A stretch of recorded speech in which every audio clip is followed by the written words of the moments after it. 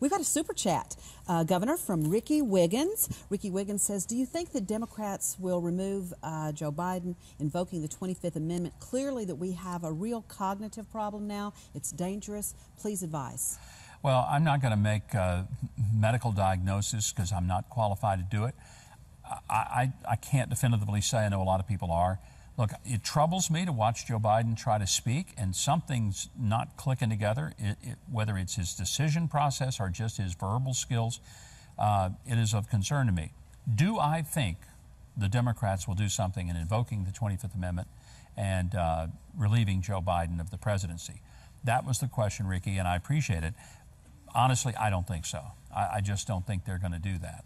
They may do a lot of things to keep him in the basement and not to let him do town halls anymore because that was a total train wreck.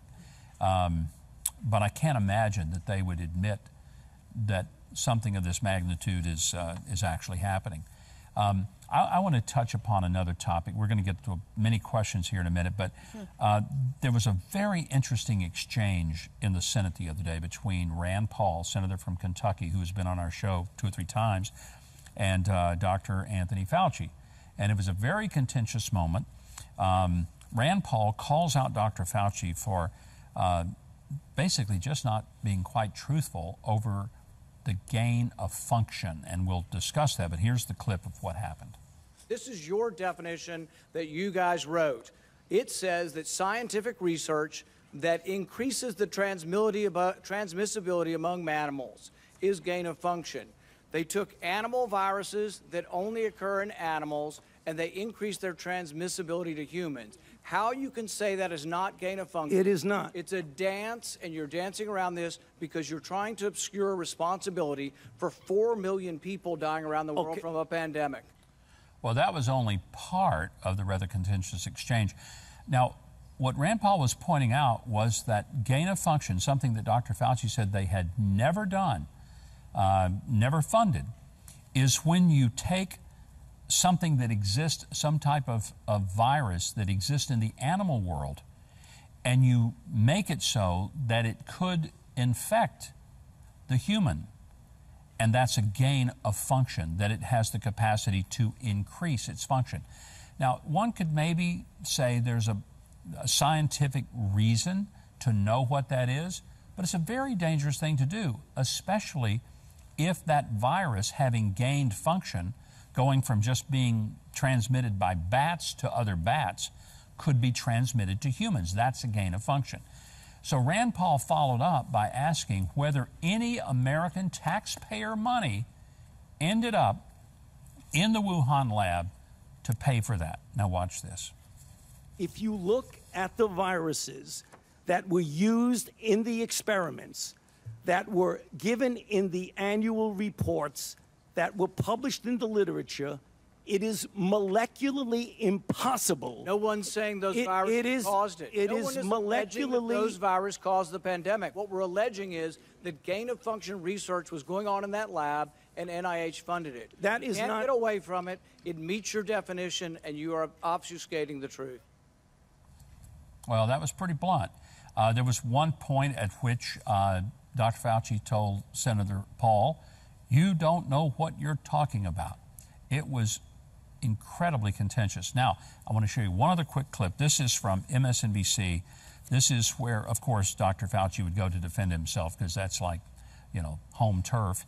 But I want you to hear this, and then I want you to just hear my reaction to it because I think it's very important to put this together and explain why you need to see it. Here we go. But he was completely out of line. He totally distorted reality. And he made some inflammatory and I believe slanderous remarks about lying under oath, which is completely nonsense. I mean, and some of the things that he says is so distorted and out of tune with reality, I had to call him on that. I didn't enjoy it, but I had to do that because he was completely out of line, totally inappropriate. Well, I've watched the whole exchange. I watched it when it happened, and I'm going to tell you the truth. I think Dr. Fauci reacted as he did because he was basically caught having funded through the National Institutes of Health things at the lab in Wuhan that were gain of function by the definition of the scientific community.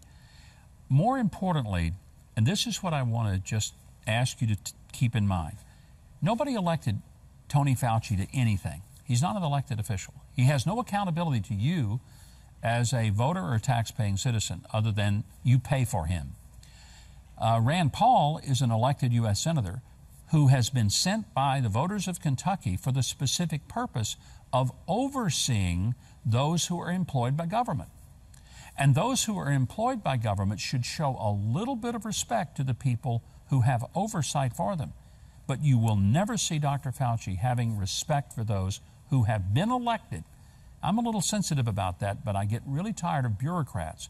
People have spent their lives protected in their bureaucracy from believing that they are more important and they have greater authority than those who have been empowered by the people. Just remember, we live in a constitutional republic. We have elected people in whom power has been handed from the people. That's the power of America. It is not in employed bureaucrats, it's in elected people. And on that I say Dr.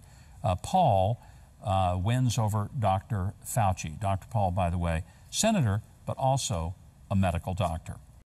Thanks so much for watching, and I hope you enjoyed that video. If you did, be sure to leave a like, then subscribe, and hit the notification bell below. Now, if you didn't like it, you ought to find a Ben Shapiro video to detox you with more facts.